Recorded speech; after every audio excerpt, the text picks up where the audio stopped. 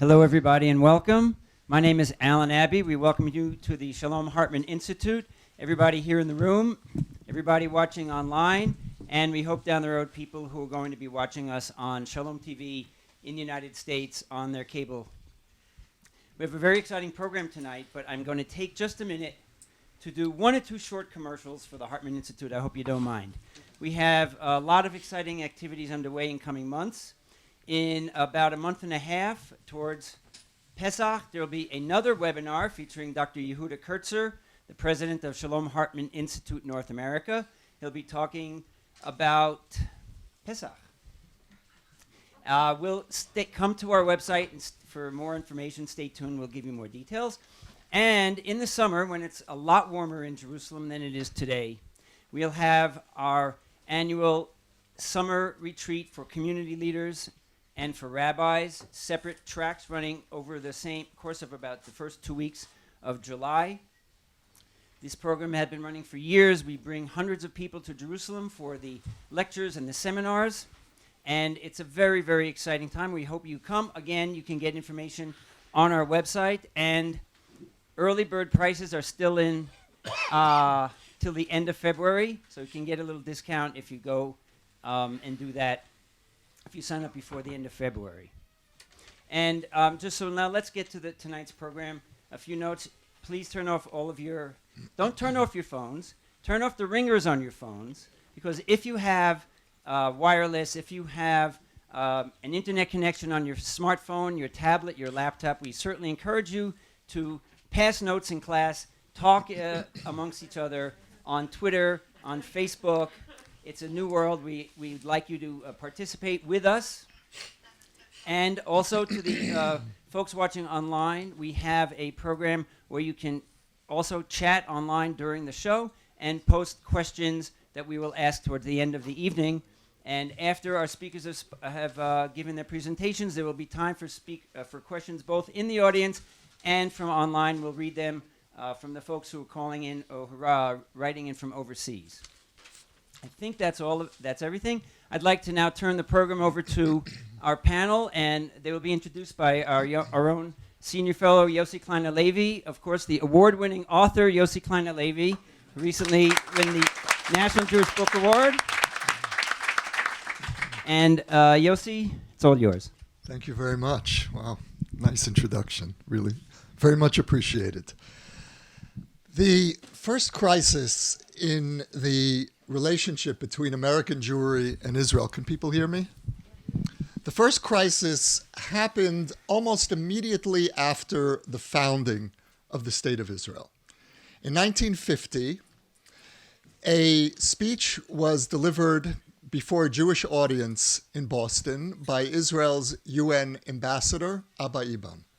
Abba Eban was the unlikely cause of the first crisis, because many of you will recall that Eban became the hero of diaspora Jewry.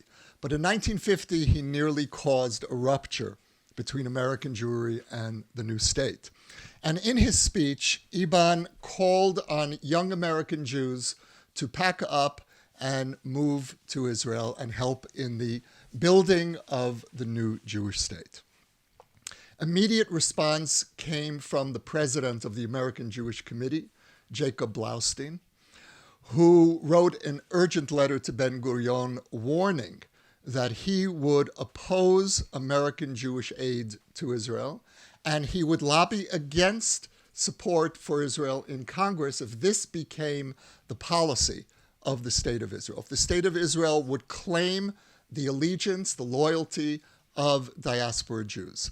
Ben-Gurion invites him to an emergency dinner in Jerusalem, and what emerges from this dinner is what became known as the Blaustein-Ben-Gurion exchange. And in that exchange, Ben-Gurion agrees that the new state of Israel has no claim to the loyalty of diaspora Jews, and in return, Blaustein agrees that American Jewry will do all it can to support materially the upbuilding of the State of Israel from afar. And what is missing in the Blaustein-Ben-Gurion agreement is any sense that these two extraordinary experiments in Jewish history emerging at the same time. A sovereign Jewish state on the one hand, and a diaspora that is growing with growing acceptance on the part of its non-Jewish host country on the other. That there is any sense of cultural or spiritual exchange, something that each community would have to learn from the other. For the better part of the last 50 years or so, this status quo is what defined relations between American Jewry and Israel. That status quo is now breaking down, and we are in a new crisis in relations between American Jewry and Israel.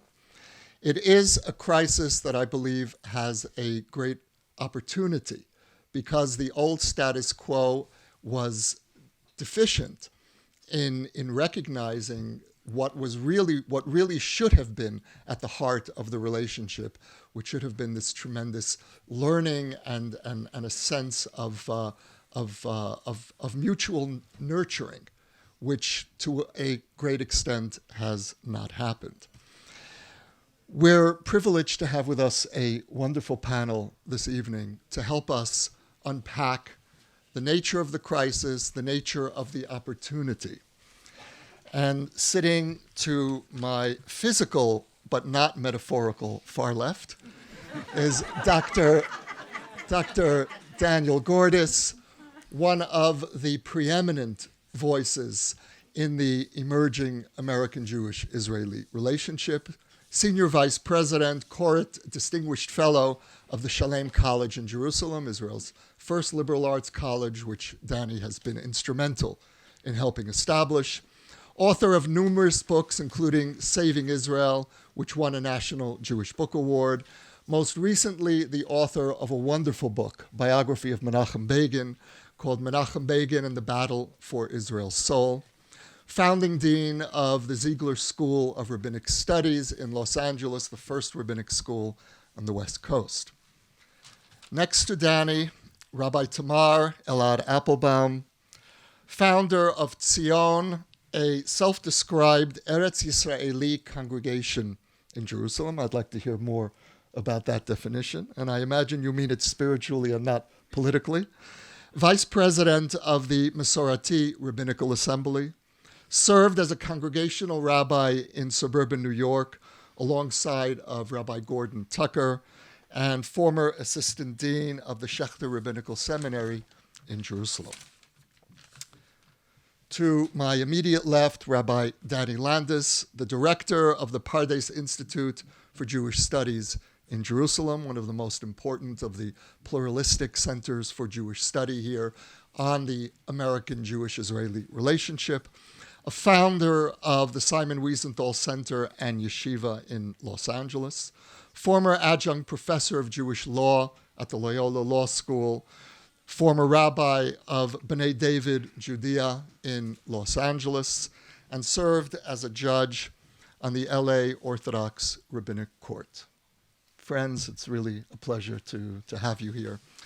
I'd like to ask each of you to open with a 10-minute presentation that relates to your own personal experiences, because each of you is in some way the product of the meeting point between the Israeli and the American Jewish experiences.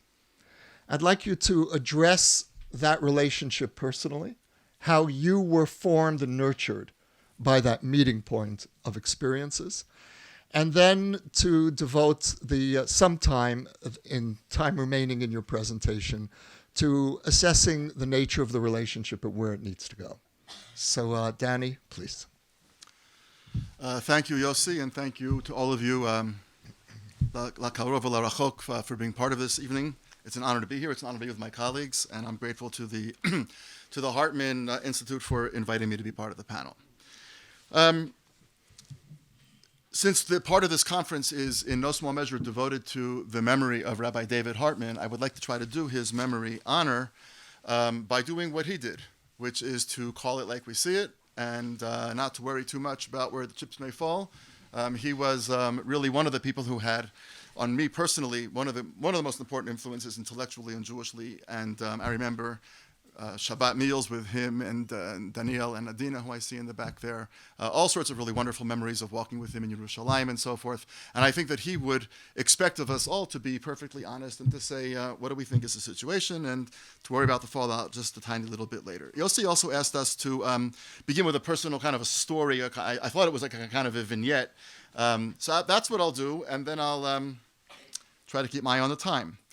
So I got an email from Yossi a couple of days ago saying, when you begin with some sort of little vignette that captures something about where you think the relationship is at.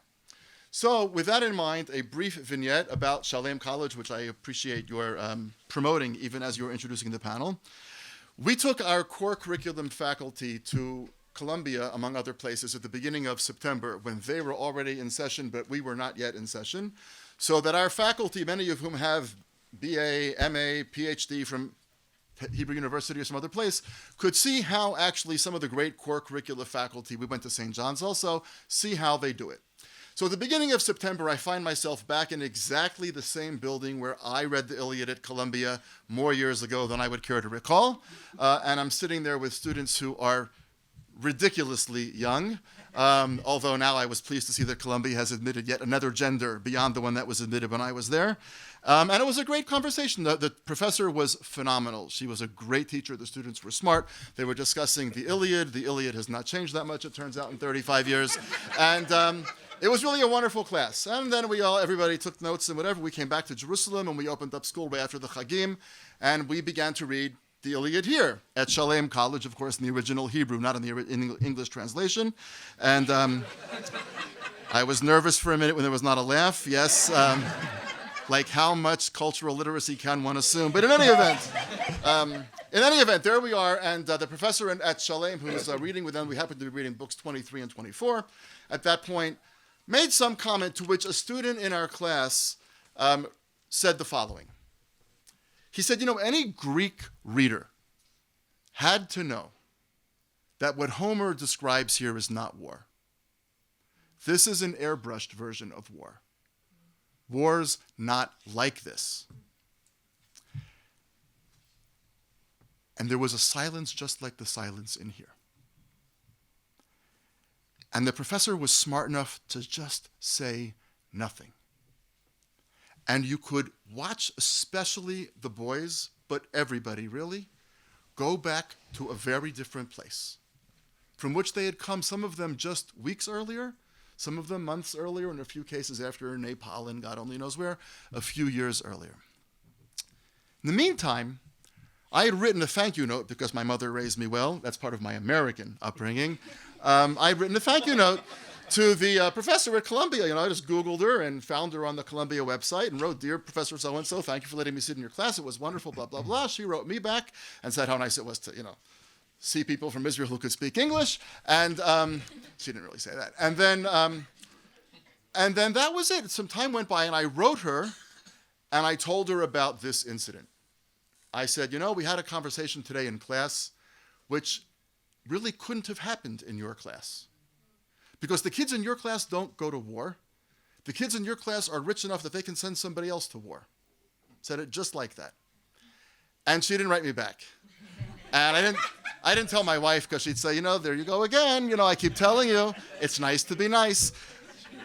And then about a week ago, or 2 weeks ago maximally, I got an email from her. And she said, we got to Virgil. And one of the students said about Virgil, this is war. Now, looking back at Homer, I actually see that Homer wasn't describing war. And she said, it's unbelievable that you say that. I opened up my laptop, I went into Outlook, I found your email, and I read it to them. And she said the conversation that ensued between your students and my students, even though they've actually never met each other, was actually one of the more profound moments that we've had in Lit Hum over the course of the semester. Now, why do I start with that story? I start with that story because I think actually that story doesn't work unless what we focus on at times are our differences and not our similarities. There are tremendous similarities between the kids on that side and the kids on this side, though the kids on this side are much less kids. But what's really interesting about the story is, of course, the difference. The difference in their lives, the difference in their situation, and therefore the difference in the way in which they read a text that is thousands and thousands of years old. And I want to suggest that while I agree with Yossi that we have to think very hard about how to manage the current crisis in American Israeli diaspora, Israeli Jewry, and so forth, I don't think we should pretend that we're going to quote-unquote solve it. We are going to manage profound, deepening difference. And I think our challenge is not to say, how do we necessarily build bridges, but how do we, which we should, obviously, but how do we actually maximize the way in which the differences one from the other can enrich our own thinking processes about ourselves. So let me just say something about the differences, which I think everybody here knows, so I'll breeze through them. We live in utterly different realities. Just utterly different realities. We took 4 students this week to meet some of our donors in New York and in Boston, one of whom had never been to America, none of whom had been to homes like this ever in their lives. And you could see on their faces, on one hand, a tremendous sense of gratitude, and on the other sense, what planet am I on? But who has waiters at dinner at home? We live in radically different worlds in terms of universalism and particularism. Radically different worlds. And I think it's a crowd that doesn't need to have that said much more about, so I won't say much more now because maybe we'll talk about it later. I was worried about the time. We live in, on one hand, a place of complete and utter physical security, with the exception of crazy people who get guns, which is another problem, but it is what it is, as opposed to, I think, a prevailing, abiding sense of fragility here, even if it's quiet right now. You know, it doesn't take that long for the Secretary of State to go to Germany and warn you that whatever quiet you feel now can easily be busted apart if things don't go right. We live, I think, in a world, says Pew, of, on the one hand, weakening ethnic attachment, and on the other hand, a place where there is a kind of profound pride in ethnic attachment, with all of the positives and negatives, by the way, thereunto appertaining. We live in a world in which there is great Jewish literacy in both places and great Jewish illiteracy in both places. But here, the illiteracy is at least coupled with complete familiarity with the language that provides access to those texts, should anybody ever want them. Obviously, Aramaic is somewhat less accessible than Hebrew, but you can open up the Tanakh, as we saw at Shalom College this year, with kids who've basically never opened it except to pass the Bagrut, and they can access the immediacy of the power of the text in a way that people outside Israel, whether they're in England, France, or the United States, simply can't. So there are a lot of things that are really very, very different. There are, of course, things that the differences allow us to learn one from the other. The United States has a lot to teach us. There is an acceptance of pluralism as a natural part of life, an acceptance of difference as a value, which we would do very well to try to learn here, and we are struggling hard, some of us, to try to teach that, and it's a very long uphill slog. The United States is also home to religious creativity in a way that Israel, by and large, with exceptions here and there, does not have. Some of that religious creativity, we could argue positive, negative, too far down the road. Okay, everybody can argue. But the fact of the matter is that there is more liturgical creativity, and there's more all sorts of other kinds of creativity in the American Jewish community, ironically, than there is here. American Jewry is unbelievably worldly in a way that Israeli Jews don't begin to be. And it's one of our great problems.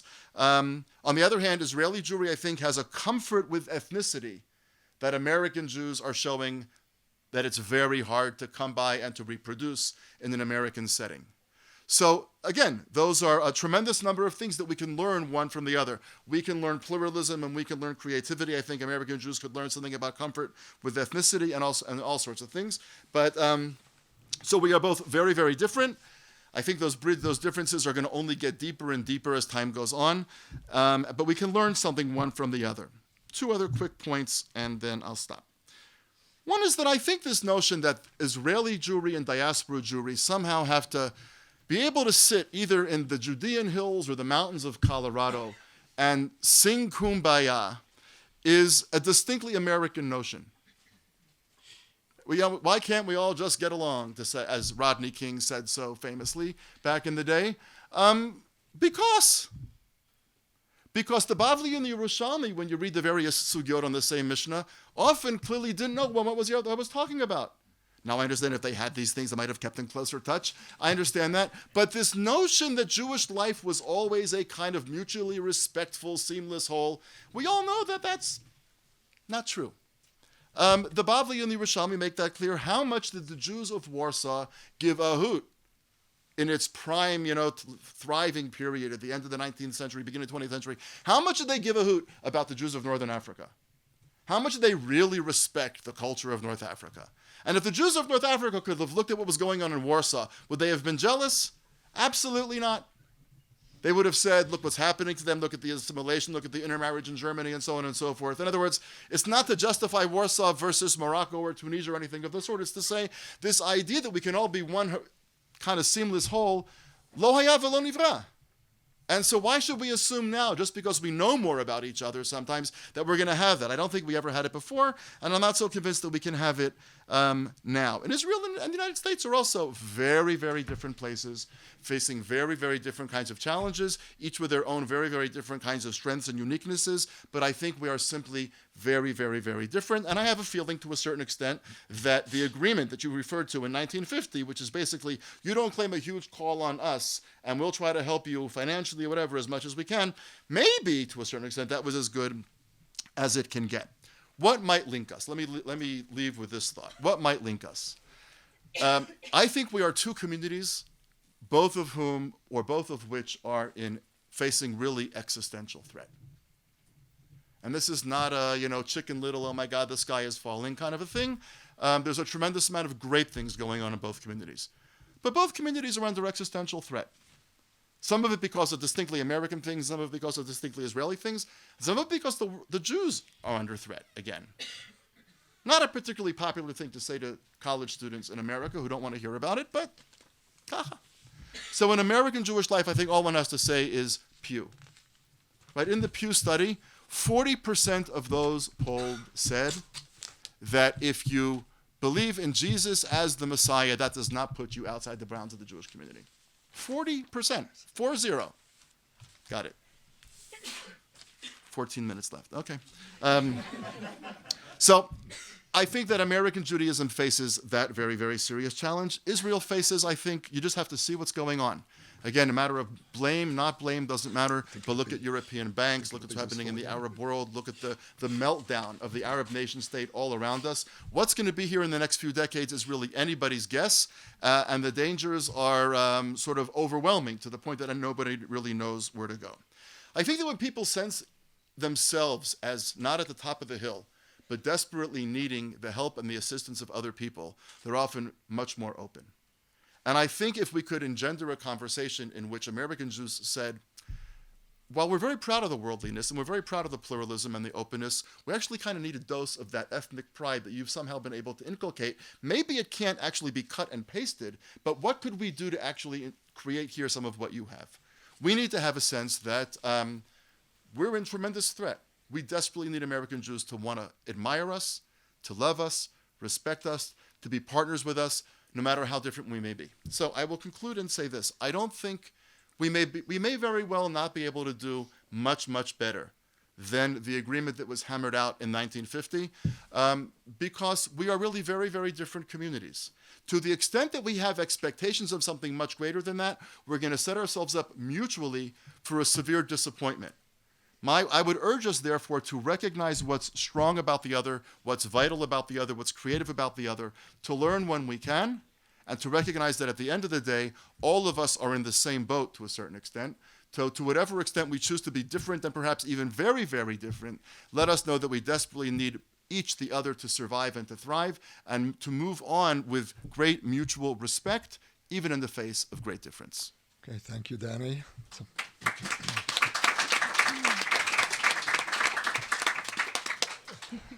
Tamar.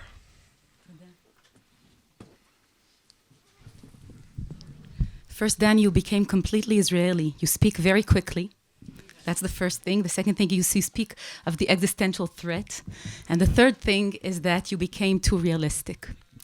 So I'm going to be the Israeli speaking on a very kind of different note.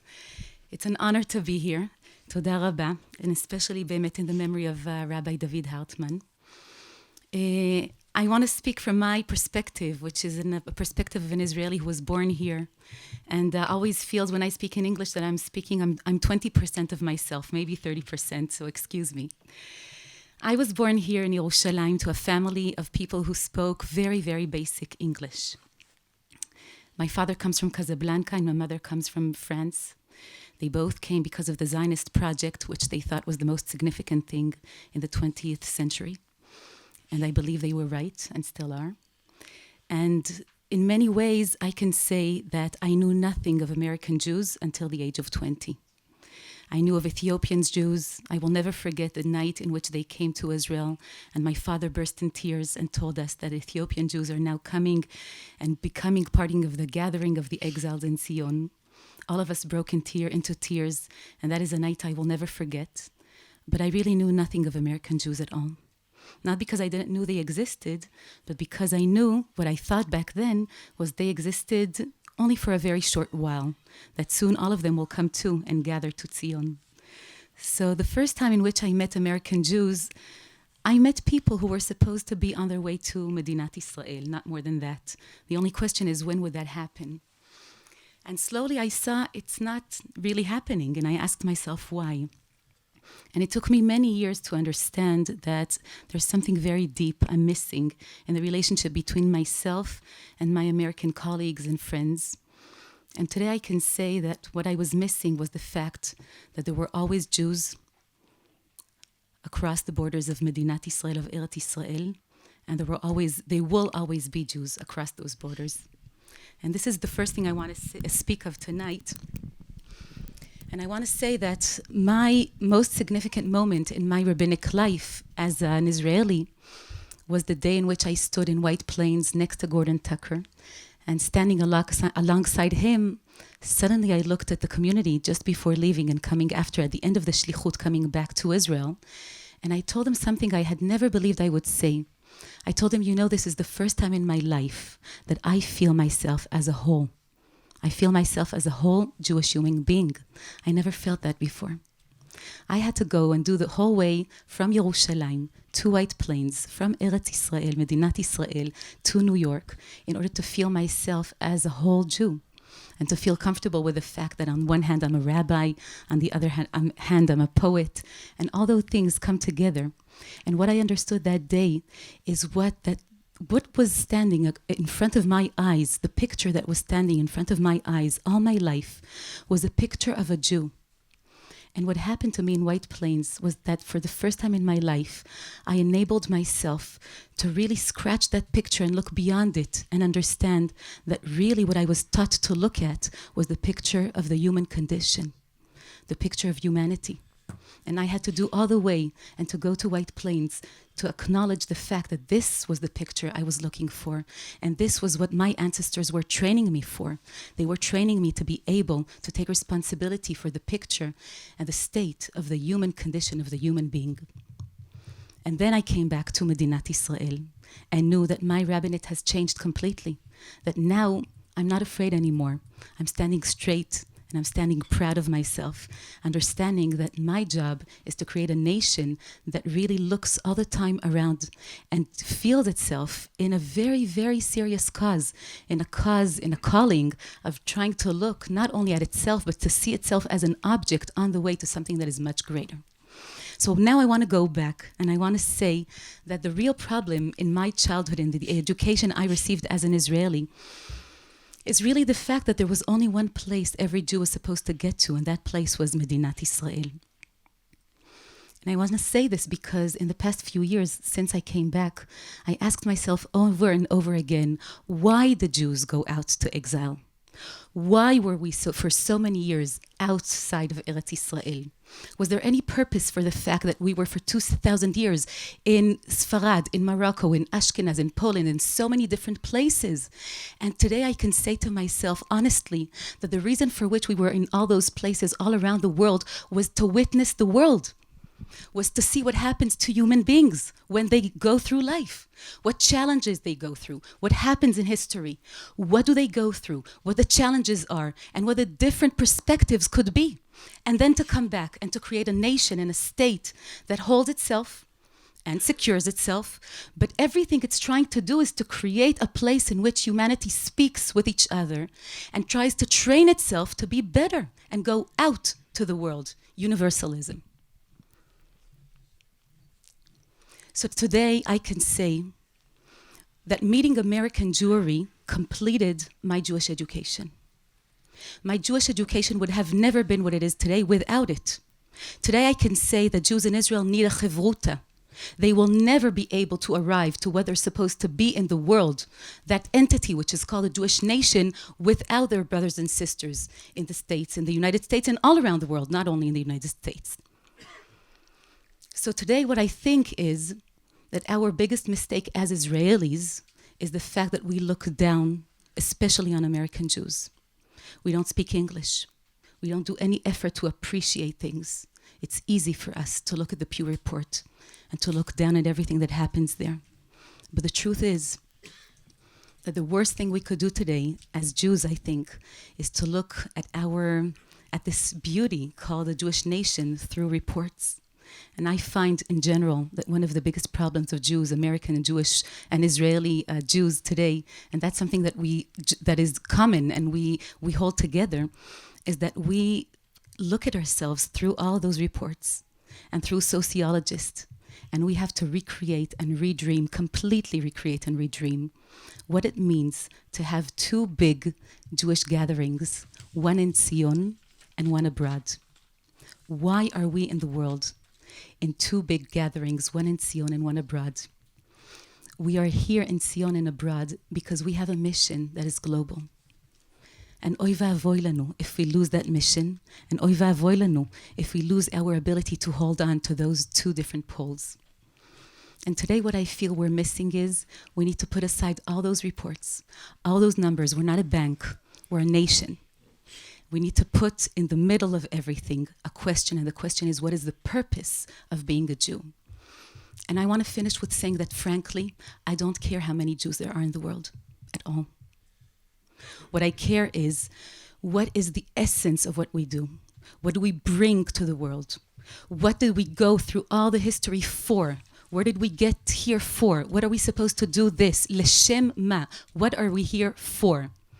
This bothers me much more, and in a greater way than anything else. And I feel today that this is what we should be engaged in. So if you ask me, there are three things we should do. And I always say this, we are in the A stage, that's the worst stage, American and Israeli Jews. It's the stage of apologies and accusations, and we have to put it aside. It doesn't do any good to us. We have to just put it aside and forget about it. We should be, and that's the second thing, we should celebrate the fact that we're different. We should give each other what we don't have. For 60 years, Israeli Jews, as my parents, built the body of the state of Israel, and American Jews held something else and cultivated something else. That was the soul.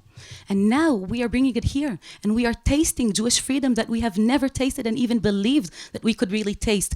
And I'm not speaking now about the body, I'm speaking about the soul. And the third thing we should do is really to look around the world and to ask ourselves, in what way can a nation that is so abnormal, that has one gathering here and another one in a different place, can contribute to the world? And I think there is no other nation that could do that the way we could. I want to end with things that Berl Katzenelson said in 1918. And he said in 1918, just after the declaration of Balfour, everyone was really completely immersed in the question, what's going to happen now? How will we build the state? And Berl Katzenelson said, you don't understand. We're going to build a state. That's not the question. But the question is, will we understand what the purpose of the state is? Will we know how to be in contact with other Jews?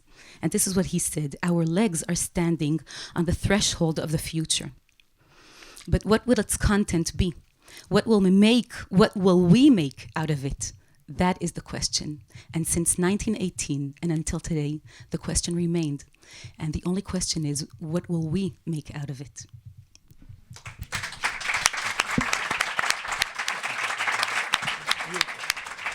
Thank you, Tamar. Danny. I'm so full of stories usually. But you ask a person to tell a story. But I became obsessed. I had a juk barosh, something got into my mind. A colleague of mine at Pardes, he grew up and told me a story, and I had the same story. He came to yeshiva years ago, and it was a yeshiva outside of Yerushalayim. Goes out with his friends for a walk, Israelis. They come to the end of the kibbutz area because of the yeshiva and kibbutz, and he takes out everything from his pockets, and they walk out. Israelis look at him. Why are you taking things out of your pocket? He says, well, there's an eruv. Now, these were kids raised in yeshiva high schools, and they basically said, "Vos is an eruv. What's an eruv?" In other words, and I had the same story, but Tzvi told it well. When that happened to me, I figured, oh gosh, in Israel everything is a Reshuta Yachid. There is no Reshuta Rabim. These Israelis are home everywhere. And that's why I think by that, that incredible charisma that Israelis often have, because they're confident, they're raised at home. You have this feeling, this at-homeness, which of course leads to other less desirable effects of always being. It's like I always feel in Israel that people are walking around in their pajamas. Everyone, no one dresses up for anything because why not? You're at home. What's the difference?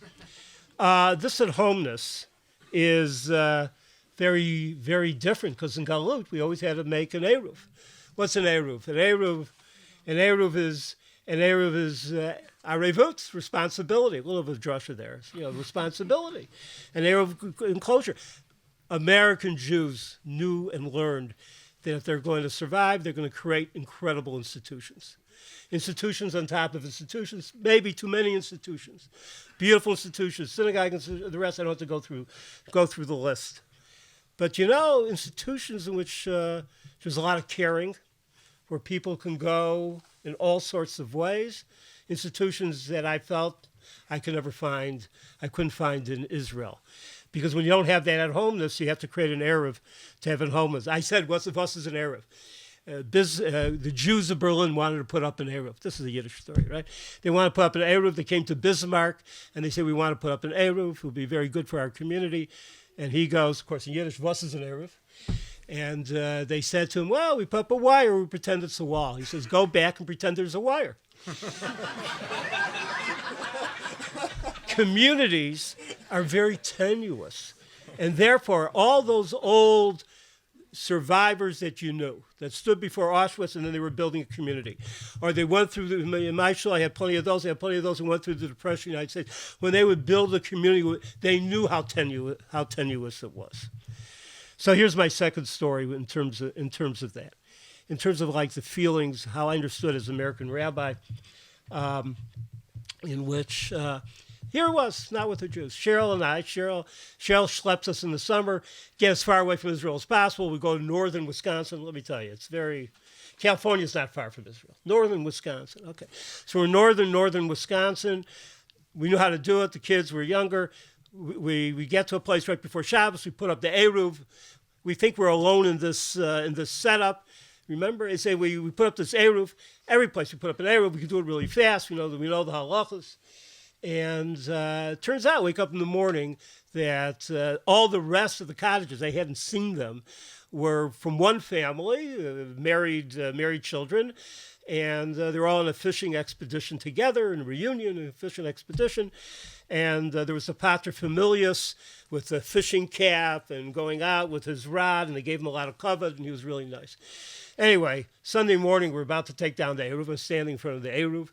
And it's a double eruv, because my kids were very worried, because one year I tripped over the eruv, so I made a double eruv, so nothing happened. And he goes, he hadn't said a word to me earlier, I know what that is. I don't even know what that's called. I said, it's pretty amazing, Northern Wisconsin, a guy knows what it is. He says, that is a ghetto. And then I said to myself, that really is the American Jewish fear, that as we create a community, would we also create ghettos? And I think there's a push and pull in terms of American Jewish identity. American Jewish identity is how you create these communities, at the same time be a full part, no difference. We're part of everything else, very successful in that degree. But it's hard to manage both at the same time, and it's a terrific fear. What I want to get to is like this. Is that We have a dearth in this country of communities, and some very nice, fine communities that need our support.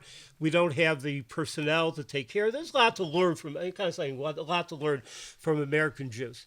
But one great discovery is from the American Jewish experience is that, you build the structures, you build the community centers, I don't know a rabbi that doesn't think about numbers. I have to say, in terms of community. You always, how do you fill it up? What do you do in terms of attrition? And then it goes further than that. And what's further than that is, really, what's it about? What's the meaning quotient in terms of what we're doing? What type of individuals, people, I want to say that we're creating that are being created, who create themselves. And that is something which pushes us, let me say it in a different way. As American Jews have been able to find an at-homeness in America and certain other countries, even though they may be being pushed out, but they're finding the at-homeness at the same time. They're getting pushed out of other places. It's amazing. More French than the French, but, for the neighborhood that I live in, a lot of French Jews now. And certainly in America, at home, they're feeling at home. I think that we have a more chastening feeling here in Israel. My children warn me all the time not to speak. Sometimes they warn me, don't speak about Israelis, don't speak to Israelis, whatever it is. But there's a chastening feeling that, fine, we've achieved at-homeness, we haven't achieved everything that we wanted to achieve, but there's a shadow of that galut, not the galut of America, the shadow of our own galut. We haven't achieved, far from perfection.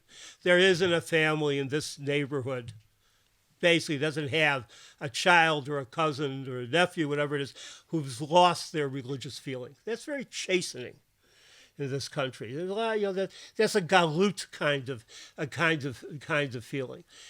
And so, what am I saying to this? You have American Jews finding at-homeness so much at home they may not need the community anymore. They're finding their at-homeness. You have Israeli Jews. I have 2 minutes. And that's because I gave you 10 of my minutes, Dan. I have something about Einstein and the relativity of time to say later. But it's okay. But the creation of the self. So here's my half minute on one thing, half minute on the other. Okay? Big snowstorm, right? After the snowstorm, tremendous water. I'm drowning in Emek Rephaim, okay? Nobody figures out that they should shovel the walk. Okay, so I go into one store. He says, no, it's Ha'iriyah Hamedina. I said, no. Then he says, we don't sell shovels. We don't have shovels. I say, you sell shovels. Gidi, you sell shovels. I got my mother, she's a little bit older, shovel the walk. No, for the Iriyah. This would never happen. It never happened to American Jews. Okay. What's my last point with that? What's the new? I mean, the self responsible to the self. And now I want to talk about the last part is the responsibility of the Jewish self. I have the half a minute. Everything else has been tried. Every type of formulation of this conversation, going off on retreats, all the rest, very fancy kind of things. I think we should go back to Torah. Shabbos works. Let me speak like an old-time religion person who I am. Shabbos. Limud Torah, not just fancy kind of seminars. We do that 2 entire days. Limud Torah, forcing foundations. How come you're not learning Torah? Forcing synagogues. When I say force, I mean moral pressure.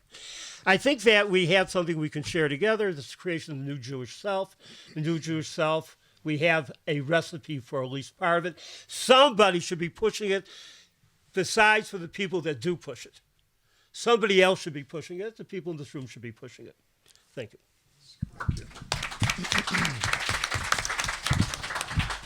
Thank you all very much. What I heard from this panel are basically 2 questions. The first question is, what can bring us together? And the second is, what do we have to learn from each other?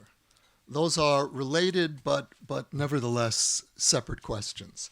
I'd like to propose a model to the 3 of you and get your responses. And that is, that we have two Jewish centers, two powerful Jewish communities, one of which excels in width or expanse, and the other in depth.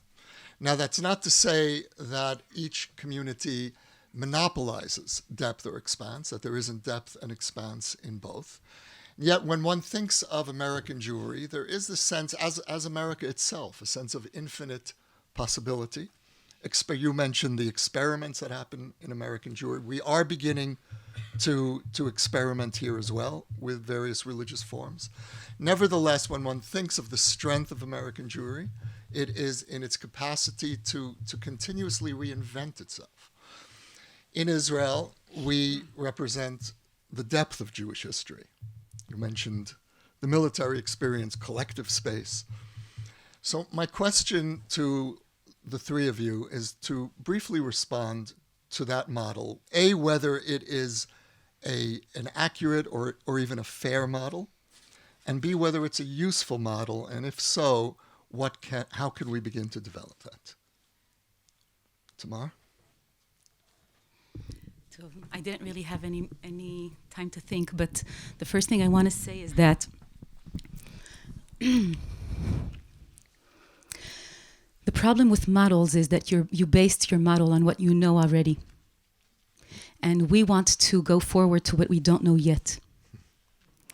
So when we speak about a discussion between two sides that are so different, yet would like to think that they can yearn for something that speaks with each other, I would like us to completely open our minds. And that's the only reason for which, although I think it's a beautiful model, I would really like to bring forward young Jews from all around the world and enable them to talk with each other and ask themselves what you spoke about Torah. What does the Torah want not only from the private person, but what does it want from the public sphere of the world? And how can one nation that is divided into two big kibbutzim, as we said before, how can they create that thing? How can we create that thing together? And I would love to see what is this shlishi that comes in machriya b'nehem. So we know what happens here and we know what happened here. But what happens when they meet each other? We have no idea what happens when they meet each other yet. And I say all the time that Yerushalayim and the dream of Yerushalayim is it's supposed to be exactly that. And I think part of the problem is, and that's why I told you I think it's very, very Israeli to be too realistic. You know, we already think we know what Israel is. We have no idea what Israel is at all. So we have a land of Israel and we have Yerushalayim Shel Mata. But all of these things were supposed to be only the beginning of something that is much greater, that can elevate ourselves, our children, the world. Did we get there? Completely not. Are we despaired? Many of us are. Is it fair? This is the most outrageous kfiyut tova of a Jewish nation. We created a state, and now that we're supposed to jump, we say, okay, so bye. We're supposed to jump now, and we're supposed to be doing it together, and we have no idea where we're going, but we have a notion of what this thing is supposed to be, and we have the notion that it's not for ourselves, it's for something much greater. So I would really like us to be able to talk about this thing and to see what each of us is bringing to the table. And I think this depth that Israelis bring, that you're completely right, that's what I feel. And the width that Americans bring are supposed to meet each other to create something else. And I would love to start to understand what it is. I just want to say it's clear to me that I will never know that in my lifetime. Maybe my children, maybe my grandchildren will. And that is this yearning to Tzion that we're supposed to carry and give them. And the only question is, will we believe in it enough to be able to give it to them? And that's my hope. Thank you. Thank you. One of the Dannies.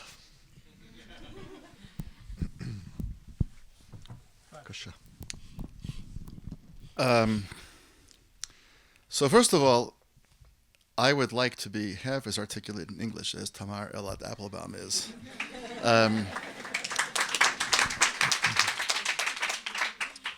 No, it's really unbelievably extraordinary. And you're a poet, and that comes through. No, I mean that in the following way. There's something very, there's something ethereal about. The first thing I ever published was actually a poem, believe it or not, just enough to prove that I couldn't really do it. But No, but there's something about the life of a poet which is, in the most positive sense, a little bit otherworldly, and which therefore I think is where your courage and your vision come from. And I felt sad at 2 points listening to you, aside from the inadequacy of my English. I felt very sad when you said that standing on the bima at Temple Israel of White Plains, where my wife once worked many, many years ago, that was the first time that you felt that shlemut. And I know exactly what you're talking about, and I'm not contesting it in any way, God forbid. I just felt so sad for the Jewish people and the Jewish state that sentence is so true. And the other time I felt sad is that you're right. I don't allow myself those kinds of whimsical imaginations of Ad she'yavo HaKodesh Shlishi v'yachem b'neihem. We've sort of switched places, but I think we're running out of time a little bit, and so I'm a little bit less willing to say, well, there'll be a model, we'll figure it out, it'll be in my children's lifetime, it'll be in my grandchildren's lifetime. I actually think that the clock is ticking pretty darn fast, and it scares me more than it scares you, so I'm jealous of you in that regard. But let me just say something about Yossi's model. In one respect, obviously, Yossi, that's very insightful, and it's really correct, and I think to a certain extent all three of us kind of pointed to that. We pointed to something unique about the Israeli experience, and we pointed to something, I was speaking about the worldliness of American Jews and the pluralism and the creativity. So in a certain way, we're all saying something like that. You just, kedarkecha, made it more articulate. But let me tell you what I think the problem with the model is.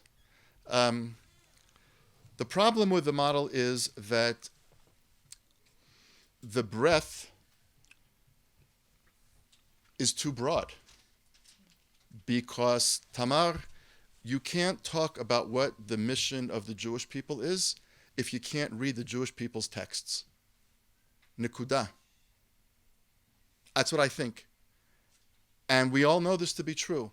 90-something% of American Jews have never opened those texts in any kind of a serious way. Talk about Temple Israel. Well, let's not talk about it. I don't know that. But a general shul out there, a non-Orthodox shul, where you feel more whole than you can and maybe even still here, although maybe in your kihilats finally come here. But seriously, if you were to go to any one of those shuls and you were to quote a Mishnah, how many of those people own a Mishnah at home to go and check it out and talk about it over the Shabbos table? And if the answer to that, among the regular shul goers of the last 20 years who've been in shul most Shabbatot, is none, no, seriously, then I want to say that that's too much breadth. And that community, and I don't mean to be dismissive and I don't mean to be insulting, I'm just trying to, as I said at the beginning, I think that Rabbi Hartman, Alev Shalom, would have wanted us to say, how can you talk about the mission of the Jewish people if you don't know what the Jewish people's been saying for 4,000 years? Now, on our side of the ocean, yes, we have depth. We have lots of depth. And I want to say, the deeper you go, with many exceptions, the more morally repugnant you become. You say things about women that are intolerable. You say things about Arabs that are reprehensible. So I don't take such great comfort in the depth either. Which brings me back actually to Tamar, which is that I think there's going to be a kometz. There's going to be some small group here and there who are going to say, look, living in Scarsdale and living in the Katamonim, it's just never going to be the same thing. And by the way, so you want to pick, so living in Scarsdale and living in the German colony. Fine, they're not going to ever be the same thing. They're not going to be the same thing. They're just not. Because in Scarsdale, when the sirens go racing down the street, you wonder who fell or who had, God forbid, a heart attack. And here, 10 years after it was over, you know it as well as I do, you hear a couple of sirens in a row and you just wonder, was it a bus? And that's just, we're never going to be, it's always going to be that way. But there's going to be a kometz. There are going to be some American Jews who are going to value the egalitarian spirit, the pluralism, the worldliness, and say, and yet, I don't want to be an Amma Aratz Midoraita. I want to learn these texts. I don't necessarily want to learn them the way they learn them in Mosad Rav Kook. I don't want to learn them the way they learn them at Yeshivat HaKotel, but I want these texts to be mine. And there's going to be a kometz of people here who are going to take great pride in the fact that they were brought up the way that you were brought up, the way that other people in this room were brought up, with tremendous learning, tremendous devotion, and say, yet, I want more.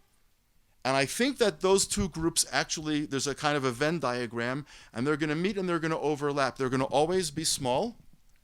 They're going to always, I think, be kind of the outliers, and they can do, I think it's sort of not two centers, it's kind of those two circles overlapping, and there's that space in the middle. One last point. I agree with my rabbi, Rabbi Landis. He actually is mamish, my rabbi. I mean, we moved, when we told my parents we were selling our house, and for twice the price, buying half the house, and they said, why? And we said, well, there's this rabbi in LA, we want to be in walking distance of his shul. They literally thought we had completely lost our mind. I think they were going to have us, I would say, like, you're too young to buy and sell houses. We're going to get the courts to stop you. But it was because of him. And then after 2 years in that shul, when he announced one Shabbos morning he was getting up and moving to Israel, we actually could never tell my parents that Rabbi Landis had moved to Israel, and we were also moving to Israel, because they really would have said, okay, that's it. You're not going to the airport. We're stopping you. You've become, I don't know, part of a cult. But he really is our rabbi. He's our rabbi in many ways. And I agree with my rabbi in the following thing on this. The really annoying thing, by the way, is since, some people, I did go to rabbinical school, and every time we have a halacha question home and I give a psak, Eli Sheva says, I'm calling Danny Landis. But, which is to say, I want to call somebody that I actually trust. But in any event, numbers do matter. He's right about this. Numbers do matter. Numbers matter in Eretz Yisrael. We can't defend this country with 1 million people. And American Jews do not begin to have the influence, the power, the security, or the ability to help us if there are 1 million people. The numbers matter a tremendous amount. And I love the line, we're not bankers. It's great. I will steal it, b'shem omro. But it's not 100% true. And we can't not look at those studies. We shouldn't become petrified by those studies. We should become worried by those studies. And when those studies show us what they show us, we have to both celebrate the poet in you and celebrate the depressed realist in others of us. Somewhere between the two of us, we have to make a future together. But the numbers really do matter. And to the extent that there are indications that the numbers in any place would be hemorrhaging, I think that we have to understand that we can't do our mission if we're a minion. We need numbers to do our mission. Thank you. Danny, what we've just heard from your disciple is that is really the problem with the model. That depth can lead to narrowness, often does, and expanse can lead to an open-endedness that without borders. You are a teacher of young American Jews in Jerusalem. How do you see this depth and width model working in a better way? How can we nurture each other? Okay, so I have stories about him too. My stories were about me. Right. One of the things that's interesting that we have in our teaching experience, we get very bright students at Pardes, and they come for various reasons, almost inexplicable reasons. This actually is part of the answer about doing things in which I had to turn to the director of admissions. She walked out. But almost every student that comes to Pardes because someone told them to come to Pardes. It's a very interesting idea, which is that you need the connective tissue of community to allow people to enter learning, to enter Jewish experience, and all the rest. Many organizations have figured that out, but most of our students who come in with absolutely no dogma, including no dogma about the Jewish people. They don't have a dogma about the Jewish people. The Jewish people have to survive. That's not even a grandparent's dogma anymore. That's almost, in some cases, a great-grandparent's dogma. Great-grandparents' dogma. They don't have that dogma. They only have one dogma, and that's the dogma of the prize quality of difference. The prize quality of respect for everyone. That's the only thing. Now, I have to tell you, periodically I have the Yetzer Hara, because I study in those yeshivas a little bit, or those type of yeshivas, to try to move students towards a dark particularity. I'll use that term, a dark particularity. But actually, the embracing of difference, the embracing of respect is very challenging to me, and it's actually very good for the mix. But now we've embraced difference. Now that we've embraced respect, so what are you? What are you? Where are you on this spectrum? And then the students come to this idea on their own. This is not something that's presented to them. Where am I? Once they walk in Sarah's footsteps, they kind of ask themselves about their own decision making. So in any event, I say embrace that good part. It's difficult to hold. There's a lot of problems with the universalist model, but it's good for us. Thank you. Let's take some questions. Rabbi Marmer. I'm a product of 4 diasporas. Wow. Which between them count about 750,000 people. That's why all four are obviously ignored when we speak about diaspora of American Jewry. When I heard Moshe Idel today speak about otherness as a quality, as an ideal, I knew that I had learned that in those 4 diasporas. It's uncomfortable, so I yearned for being like others. Israel was the way I saw that. Now, if I try to understand how do we bridge the gap, I would like to combine, you can't bridge, the otherness with being like others. Is that a fair question? Is there a solution to it? Anyone want to take that? It's a good question. Maybe take a couple questions. Does anyone want to take a crack? Yeah, okay. A question and a larger question. To Rabbi Appelbaum. Is the suggestion that the diaspora was a blessing, that exile was a blessing, that the messages of universalism and the concern for the Jewish people as a whole have to be learned from a universal context and not from texts and from our own historical experience without White Plains? And secondly, I think that the discussion about universalism is probably shared by those who would like to get out of a narrow ghetto and those who don't want to live in one, which is a common factor. So I think what I hear from Rabbi Landis and also from Dr. Gordis is that perhaps we have to articulate value propositions that young people in both outside of Israel and in Israel would really be looking for, whether it's a nexus between Israeliness and Jewishness here, or some sense of purpose rather than a shallow, watered-down ethnicity, which doesn't seem to inspire, which is what is Torah, or an approach to it without a precondition of commitment or dogmatism. So is that not the fact that ought to unite Jews, and is that not what young people are really looking for? Okay, let's take one more question. Yes, please. I am actively involved in bringing together religious and secular Jews and Palestinians for dialogue and exploration. And what I'm wondering is, and what I attempt to do, is to inspire American Jews to see that we have a role in helping Israel become better. And I particularly have in mind the treatment of Palestinians and the whole occupation.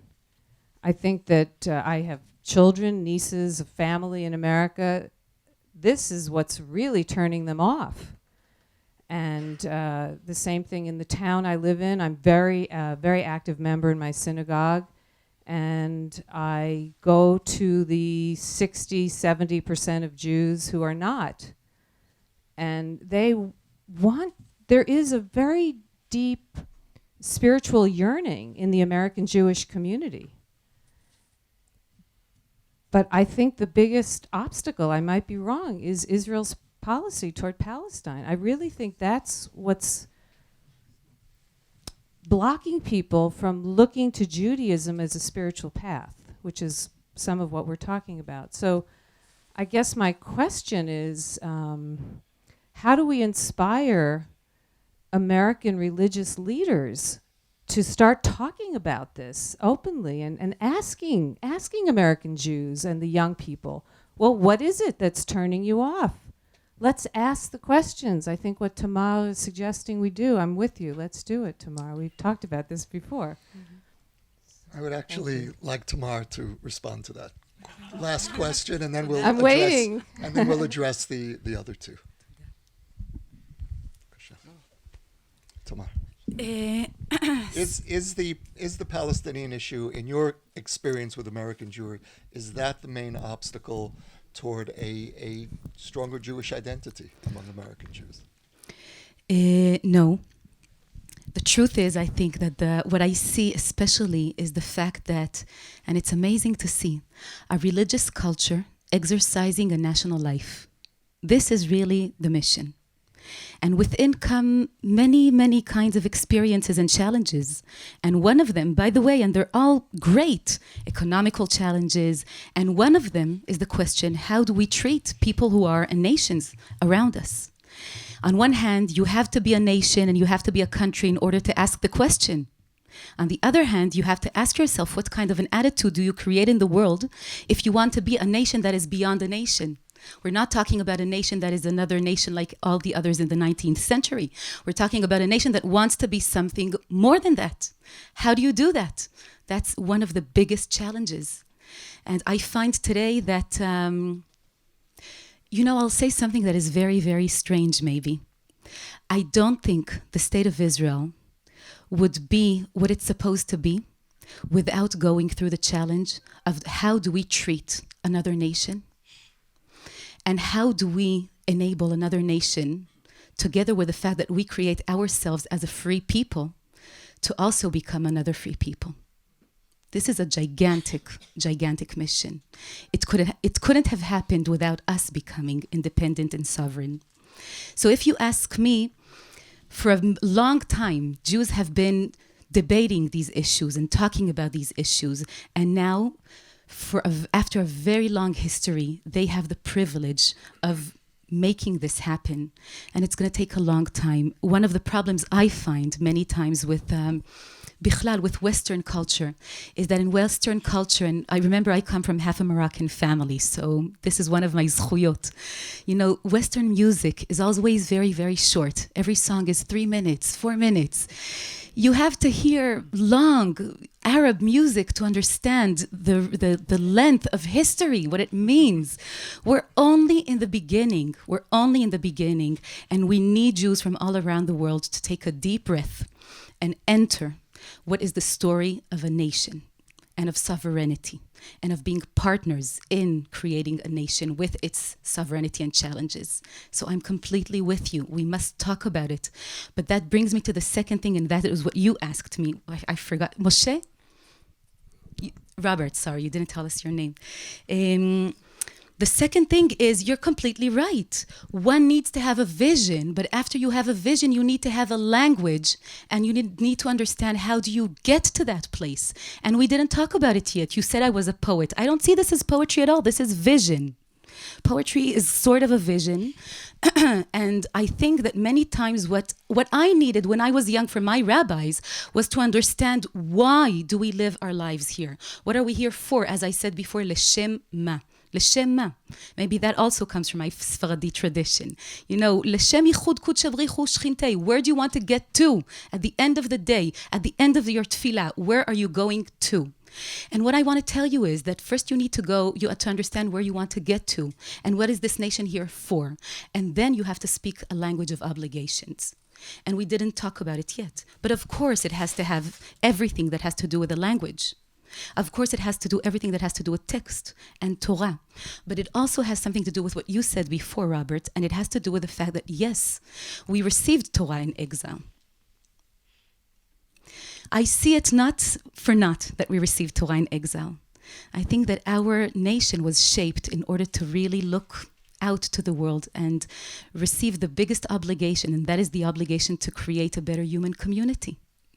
And so if you ask me, we have to speak the highest form of obligation, of a language of obligation that we can. But you can't speak the highest form of a language if you don't have the highest form of a vision.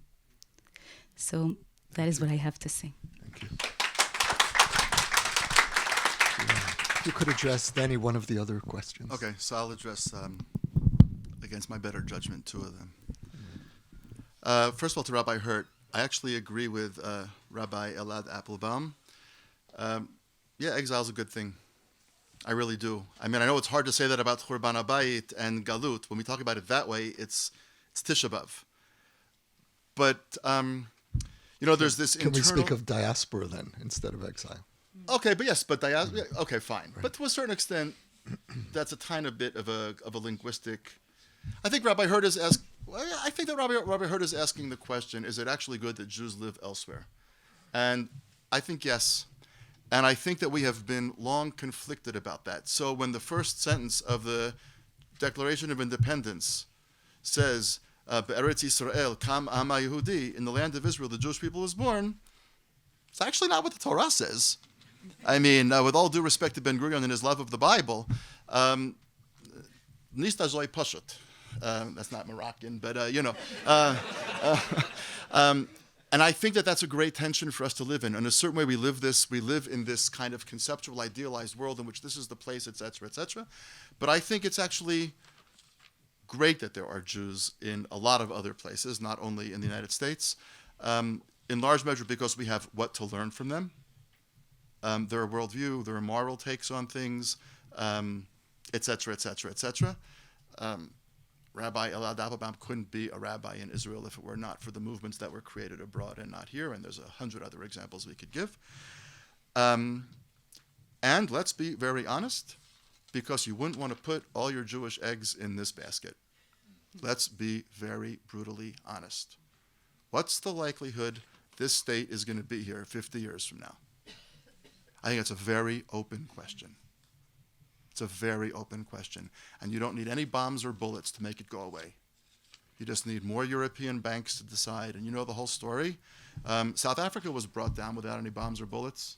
The world just decided it was time. And yes, there's a country called South Africa, and it's in the same basic place, but it's an entirely different entity. So the idea that there'll be a sovereign Jewish state in this place right here in 50 years, certainly wouldn't want to put all my Jewish eggs in that basket. So I think for a lot of reasons, moral, cultural, literary, and survival, it's actually a good thing that Jews live all over the world. So that's the answer to that question. I don't know the woman who asked us the question. I don't know your name. I'm sorry. Roberta. Okay. So to do this very quickly. I think a lot of us in this room who live in Israel share your existential pain about the situation here. What separates us is two things. Number one, I think we are much more clear-eyed about what is the other side really like. Today, Saeb Erekat saying that he would never recognize Israel as a Jewish state because his ancestors were here 5,000 years before Joshua was here, which is a way of saying you're crusaders, you're interlopers, you don't really belong here. And that's not a 1967 line question, that's not a 1949 question, that's not a Balfour Declaration question, it's not a Peel Report question, it is a fundamental unwillingness of the people with whom we are allegedly destined to share this land, their inability to recognize our indigenousness as being as essential as their indigenousness. The vast majority of them don't buy it. That's why even those of us who share your pain about this are much less optimistic than you are about trying to get to where, thank God, you hope to get to. Piece number 2. I hope the following statement is wrong, but I believe it. You and I are not going to live to see this conflict resolved. And our children are not going to live to see this conflict resolved. And our grandchildren will not see this conflict resolved. It is not going to happen. Now, given that, and that means that my children have gone to war and will, God forbid, go to war, and that one day, if my children get with the program and I have grandchildren, they too, if anybody wants to give them a call, I'll give you their email, their phone, or whatever it is, anything it'll take. I don't say that glibly. I don't say that blithely. It's not easy when your kid looks at you at 18, when he comes home from having been on the Gaza border prior to they thought they were going in, and says to you, you realize that if you hadn't come here, I wouldn't have had to do that. So I don't say this cavalierly, but I think that since the conflict is not going to be settled in your lifetime or the lifetime of our children or our grandchildren, we have a responsibility. And that is to help young American Jews and Israeli Jews, make this country as moral as it can be given the incredibly lousy circumstances in which it finds itself, but also to have young American Jews learn to see Israel as not the land of occupation, but as the place of the rebirth of the Jewish people. One second. It is the land of occupation, just like America is the land that's at war in this place and that place, the other thing. But if you tell the story, by the way, I saw the face that you made. Those people at your shul who are working for the Palestinian whatever, don't answer the question. Just how many hours have they spent in the last 10 years working for Native Americans? How many American Jews are horrified and can't believe in America because of what America did consciously? Okay, Danny, I'm going to cut it here now. I just want to, let me, one sentence. Okay. So I think what we need is to actually figure out how do we get young American Jews and young Israeli Jews to understand that the occupation is tremendously morally problematic. There may not be a way out of it right now, and in the meantime, to learn to love this land. My worry is that the conversation which puts the occupation front and center as the main subject leaves aside and blinds a whole generation to the rebirth of the Jewish people that's transformed Jews everywhere across the world that couldn't have happened anywhere but here. Okay.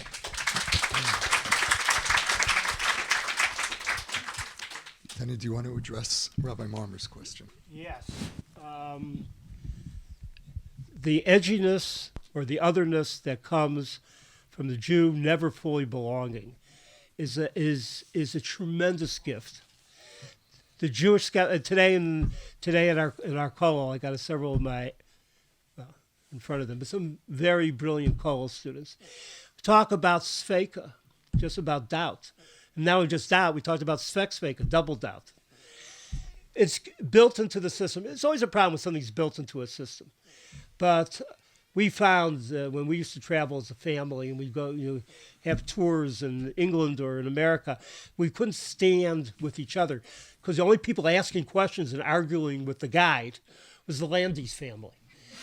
And we're the polite ones. There's something about edginess in that regard that is fantastic. You're able to see things in many different ways. That's something that we can't lose here. Thank God there are things that allow us to retain that edginess, and I agree with it.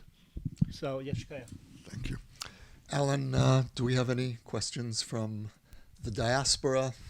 Yes, Yossi, thanks. We have a question from Eric Zoller, who is watching online, and he asked, how would this stimulating conversation, as he put it, how would this conversation be different if, along with rabbis on the panel, we had secularists and business people who were engaged in Jewish activity? I'm not a rabbi. Are you engaged in Jewish activity? Well, I guess then you should answer the question. Anyone care want to deal with that? Bakasha. I think this is one of the most wonderful things that now we have so many different kinds of groups of people who can create a discourse that touches all the different phases of life. And this really has a lot to do with what Roberta said before about the significance of discourse in general. And at the end of the day, I think that really rabbis have to take responsibility to open the doors as wide as we can to many kinds of professions that Jews today take upon themselves in a Western world that opened itself up to Jews, and in a sovereign country that created so many different abilities for Jews to be talking to each other and touching life as it is. And I want to say this is something else that I really feel very significant. I want to say this, that we are in the state of Israel today, and Jews around the world today have the ability of touching the world, of really shaping the world. This is not something that we should take, as if it were nothing. This is one of the biggest opportunities that we have, and we must take it. So I'm very happy for this question.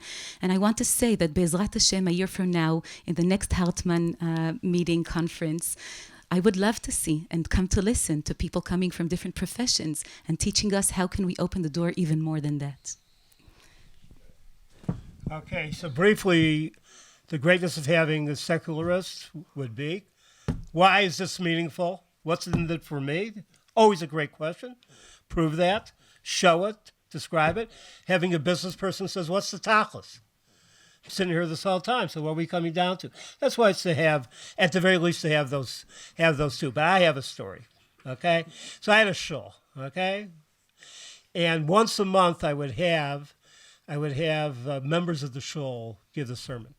So the B'nai Akiva Shaliach, he didn't give the sermon. I'd never let him give the sermon. B'nai Akiva Shaliach, he would come once a month. So he came one time. He heard Danny Gordis.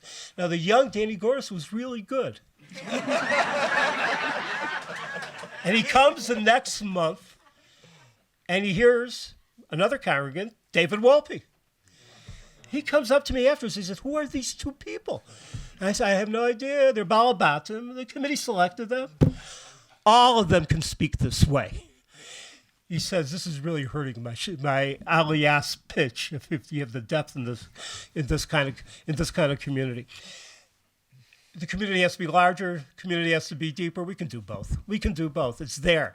Any businessman, you sit him down with 3 sessions learning Gemara, he can beat you in Gemara. You learn Yeshayahu, Midrash with any really good secularist, educated secularist, humanities, you'll be learning from him. Let's make it larger. Thank you. Yossi. In the back. Hi, thank you. This question is mostly for Rabbi Appelbaum.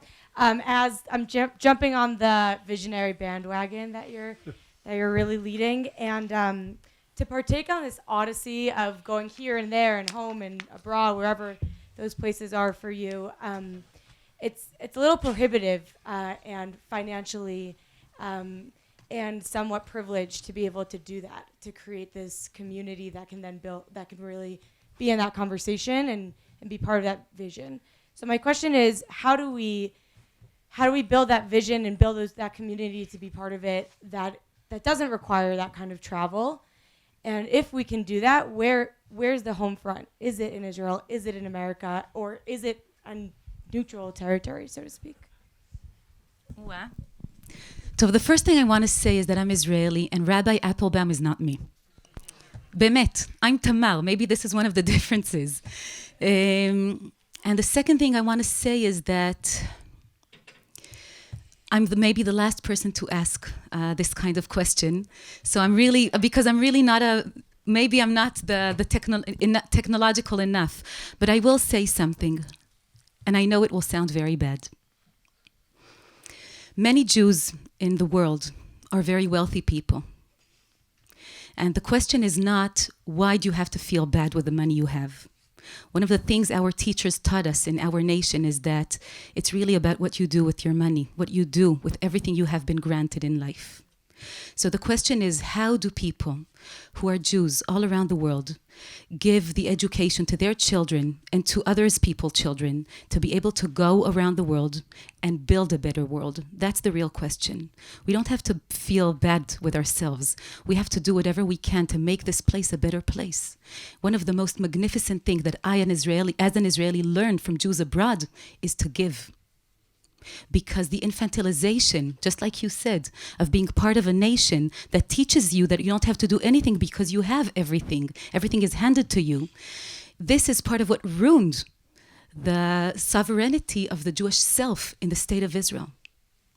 So it's not about feeling bad about the money we have. It's about what do you do about it, about what you need in order to live your private life, and what you need in order to build the public life that you dream of. These are the big questions. And the third thing I think, the third answer I have to you is you. You are the generation that is going to create a meeting point between everyone. But if this meeting point doesn't have one place called Zion and Yerushalayim, to which people look up to and believe and dream of having one meeting point, not for only themselves, but for humanity. If they lose that within the cyberspace, then they will lose part of what it means to be Jewish. Thank you, Alan. Thanks, Yossi. To show that this is, in fact, a global conversation, we have a question from Montevideo, Uruguay, by Helen and David Raj, and I apologize if I pronounced your name incorrectly. And the question is, what about the relationship with European and Latin American Jewry, which accounts for 20% of the world's Jews?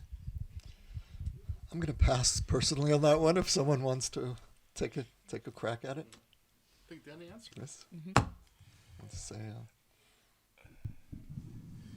Okay, tell us what you want, and we should respond to it. And what I mean by that is, how can we access your culture? How can we access you? How can we bring you into this? And we confess our ignorance right now. Unless you have something else.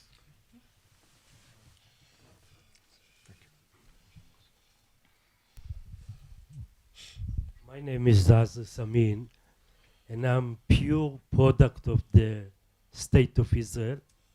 Privileged to marry to a wife who came from America, 27 years. And I have two kids already in their 20s, who spent and learned in this institute for the last 12 years. In the spirit of David Hartman, I will say two things.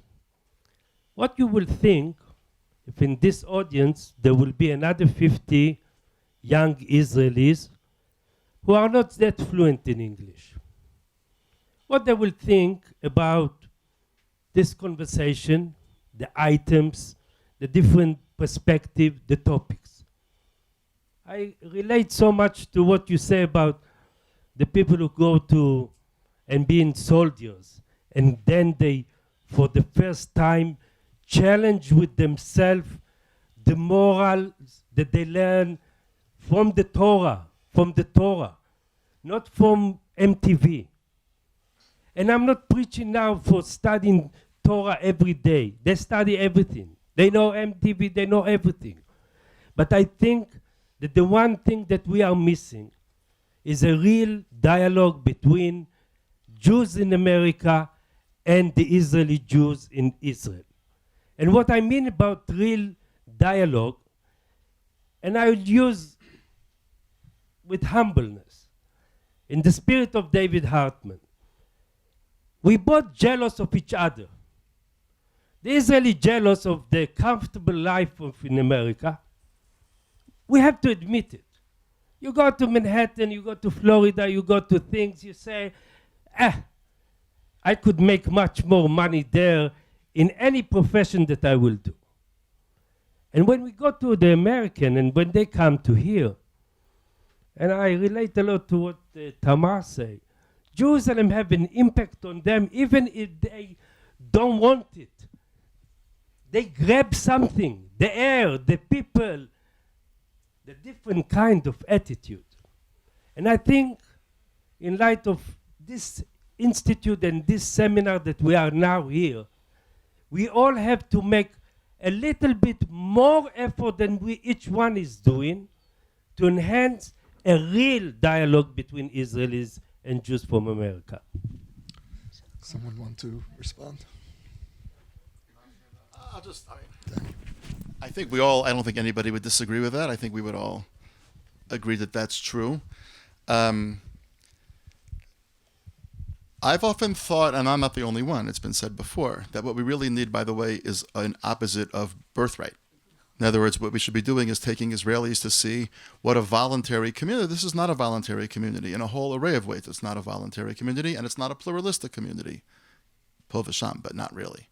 What would it mean to take lots of Israeli kids at a certain age to see an American Jewish, see the richness, the cultural, intellectual, moral, literary, liturgical richness of American Jewish life, in addition to whatever else they saw.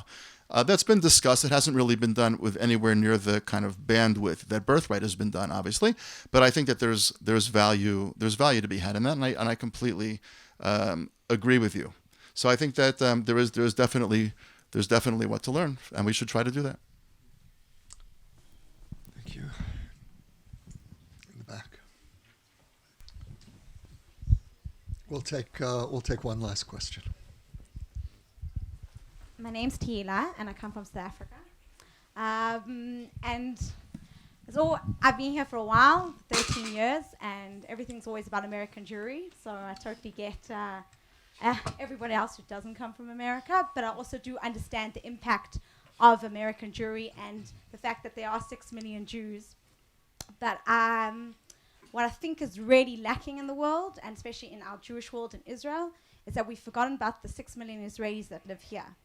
As someone who was very privileged to have a Jewish education in South Africa, I find that I meet the average Israeli on the street and they don't know anything about their heritage.